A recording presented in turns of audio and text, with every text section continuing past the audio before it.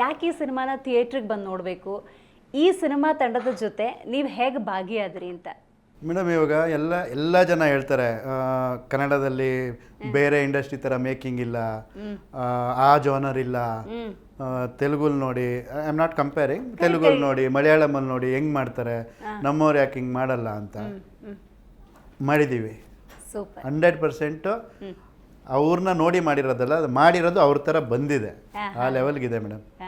It's extremely well done. ನಿಜವಾಗ್ಲೂ ನೀವು teaser trailer ಎಲ್ಲ ನೋಡಿರ್ಬೋದು. ಆ ಗ್ರಿಪ್ ಹಂಗೆ ಕಂಪ್ಲೀಟ್ ಮೂವಿಗಿದೆ. ಮೂವಿ ಇನ್ನೊಂದು ನೆಕ್ಸ್ಟ್ ಲೆವೆಲ್ಗಿದೆ. ಅದು ಇರೋದ್ರಿಂದ ಈ ಟೀಮ್ ಅವ್ರದ್ದು ಡೆಡಿಕೇಶನ್ನು, ಅವ್ರದ್ದು technical capabilities, it's not the typical movie making team ಅಲ್ಲ. They are highly intellectuals, professionals ಆಗಿ ಇದ್ದವರು ಬಂದು ಒಂದು ಪ್ಯಾಷನೇಟ್ ಆಗಿ ಮೂವಿ ಮಾಡ್ತಾ ಇರೋದು. ನನಗೆ ಈ ಟೀಮ್ ಜೊತೆ ಪಾರ್ಟ್ ಆಗಬೇಕು ಅಂತ ನಿಜವಾಗ್ಲೂ ಮನ್ಸಿಗೆ ಅನಿಸ್ತು. That is the reason. Yes, touch ಆಗೋಯ್ತು. ಮ್ಯೂಸಿಕ್ ಅಂತೂ ಫುಲ್ ಟಚ್ ಆಗ್ಬಿಟ್ಟಿದೆ ನನಗೆ. ಐ ಟೋಲ್ಡ್ ಹಿಮ್, ಅವ್ರದ್ದು ಫಸ್ಟ್ ಫ್ಯಾನ್ ನಾನೇ. ಅವ್ರದ್ದೊಂದು ಬೆಳಕು ಅಂತ ಒಂದು ಪ್ಯಾಥ ಸಾಂಗ್ ಇದೆ, ಅಮೇಝಿಂಗ್ ಆಗಿದೆ ಮೇಡಮ್. ಅದಕ್ಕೆ ಬಿದ್ದೋದೆ ನಾನು. ಬಟ್ ಅವತ್ತಿನ ದಿನ ಹೇಳಲಿಲ್ಲ, ಸ್ವಲ್ಪ ಜಾಸ್ತಿ ಹೋಗ್ಬಿಡ್ತಾರೆ ಅಂತ. ಬಟ್ ಅಮೇಝಿಂಗ್ ಆಗಿದೆ. ಆ ಮೂವಿ ಬಂದಮೇಲೆ ಎವ್ರಿಬಡಿ ವಿಲ್ ಲೈಕ್ ದಟ್. ಆ ಸಾಂಗು ಆಲ್ರೆಡಿ ಬಂದಿದೆ. ಸತ್ಯ ಸರ್ ಹೀರೋ ಹೀರೋಯಿನ್ ಜೊತೆ ಮಾತಾಡ್ಬೇಕಾದ್ರೆ they only told about rain, nativity, Madikeri, ಅಲ್ಲಿನ ಪ್ರಕೃತಿ ನೋಡಿ ಅಂತ ಹೇಳ್ತಿದ್ರು. ನೀವು ಮಡಿಕೇರಿನೇ ಆಗಿದ್ರಿಂದಾಗಿ ಇನ್ನೂ ಜಾಸ್ತಿ ಕನೆಕ್ಟ್ ಆಗಿ. ಮೇಡಮ್, ನನಗೆ ಮಡಿಕೇರಿಯಲ್ಲಿ ಹುಟ್ಟಿ ಬೆಳೆದಿರೋದು ಎಲ್ಲ. ನನಗೆ ರೈನು, ಜಿಗಣೆ ಇದೆಲ್ಲ ನೋಡಿ ಸಾಕಾಗ್ಬಿಟ್ಟು ಕೊಡಗದ ಮೂವಿ ಅಂದಾಗ ಏನು ಮಾಡಿರ್ತಾರೆ. ಇವಾಗ ಕೊಡಗು ಅಂದರೆ ನಮ್ಮದ್ರಲ್ಲಿ ಡಿಫೆನ್ಸು, ಸ್ಪೋರ್ಟ್ಸು, ಅದರ್ ಕ್ಯಾರೆಕ್ಟರ್ಸು ಇದನ್ನೇ ತೊಗೊಂಡೇನೋ ಮಾಡಿದಾರ ಅಂತ ನಂದೊಂದು ಕ್ಯೂರಿಯಾಸಿಟಿಯಿಂದ ನೋಡಿದ್ರೆ, ಅಲ್ಲಿ ಮಳೆನೂ ಒಂದು ಕ್ಯಾರೆಕ್ಟ್ರು, ಜಿಗಣೆನೂ ಒಂದು ಕ್ಯಾರೆಕ್ಟ್ರು, ಎಲ್ಲರದು ಇದು. ಅದು ನೋಡಿ ನನಗೆ ಜಸ್ಟ್ ಅದ್ರದ್ದು ಹಿಂದೆನೂ ಈ ಥರ ಒಂದು ಆ ಬೆಟ್ಟ ಗುಡ್ಡ ಅದರ ಮಧ್ಯದಲ್ಲಿ ಈ ಥರದ ಒಂದು ಸ್ಟೋರಿ ಇದೆ ಅಂತ ಅನ್ಸೇ ಇಲ್ಲ. ಅಷ್ಟು ವರ್ಷ ನಾನು ಮಡಿಕೇರಿಯವನ ಆದ್ರೂ ಅನ್ಸೇ ಇಲ್ಲ. ರೈಟ್. ನಾನು ಅಲ್ಲಿಗೆ ಬರ್ತಾ ಇದ್ದೆ. ಇವಾಗ ನಮ್ಮ ಸಮಾಜದಲ್ಲಿ ಧ್ವನಿ ಎತ್ತಕ್ಕಾಗ್ದಿರೋ ಎಷ್ಟೋ ಸಮುದಾಯಗಳಿದ್ದಾವೆ, ಹೇಳ್ಕೊಳಕ್ಕಾಗ್ದಿರೋ ಭಾವನೆಗಳಿದ್ದಾವೆ. ನಿಮ್ಗೆ ಅನ್ಸುತ್ತಾ ಈ ಮೂಲಕ ಅವ್ರದ್ದೇನೋ ಒಂದು ಧ್ವನಿಗೆ, ಅವ್ರದ್ದೇನೋ ಭಾವನೆಗೆ ನೀವು ಕನೆಕ್ಟ್ ಆಗ್ತೀರಿ ಅಂತ ಅನ್ಸುತ್ತಾ? 100% ಮೇಡಮ್. ಇವಾಗ ಇದು ಕೊಡಗು ಬೇಸ್ಡ್ ಮೂವಿ ಅಂದರೆ ಇದು ಕೊಡವ ಮೂವಿ ಅಲ್ಲ, for A clarification. It's a Kodagu based movie. So ತುಂಬ ಜನರಿಗೆ ಅದು ಮಿಸ್ಅಂಡರ್ಸ್ಟ್ಯಾಂಡಿಂಗ್ ಇದೆ, ಇದು ಕೊಡವ ಮೂವಿನ ಅಂತ. ಹಾಡು ಕೊಡವ ಲ್ಯಾಂಗ್ವೇಜ್ ಅಲ್ಲಿ ಇದೆ.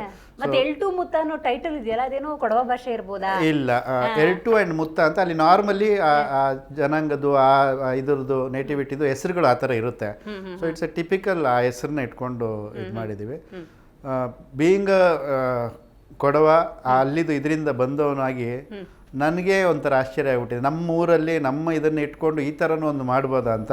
Hats off to this guys. Serious. ಸಂಗೀತದ ಬಗ್ಗೆ ನಿರ್ಮಾಪಕರು ನಿಮ್ಮ ಫ್ಯಾನ್ ಅಂತ ಕೂಡ ಹೇಳ್ಬಿಟ್ಟಿದ್ದಾರೆ.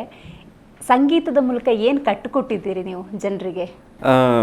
ಈಗ ವಿಜುವಲಿ ಏನು ಕಟ್ಕೊಡೋಕ್ಕೆ ಪ್ರಯತ್ನ ಪಟ್ಟಿದ್ದೀವಿ ನಮ್ಮ ಮೂವಿನಲ್ಲಿ, ಸಂಗೀತದಲ್ಲಿ ನಾವು ಅದನ್ನು ಎತ್ಕೊಂಡಿದ್ದೀವಿ ಮೇಡಮ್.